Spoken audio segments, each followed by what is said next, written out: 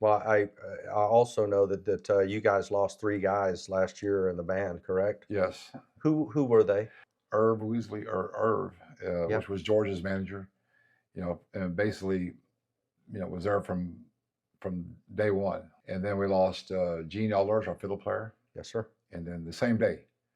So I got 2 calls that day, one for Erv, one for Gene Elders. Right before we were leaving out on tour the next day, we were doing rehearsing in San Antonio, and then Tommy Foote, which was George's original drummer. A lot of people don't know that, first drummer.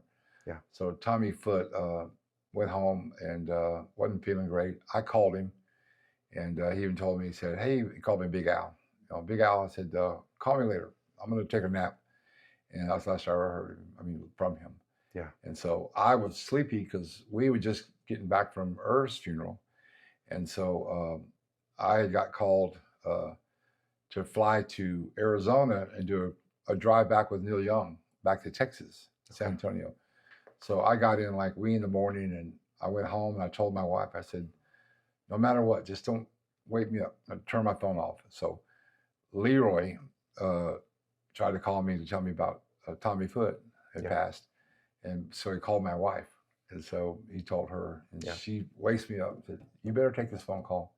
And so I remember Leroy telling me, "Are you sitting down?" I said, "Yes, sir." He said, "Tommy Foote just died." And so that Yeah. was the news I got. And that was Yeah. and we were leaving like literally, I believe, the next day. And so we just had to kind of suck it all up. We didn't have a tour manager, so we all just Yeah. took the bus. That's when we had the bus and loaded up, and it was a very quiet ride. I bet it was. I don't even remember where we went. It Yeah. just did, just I just remembered we had finished up that year, Yeah. last year without these fellas.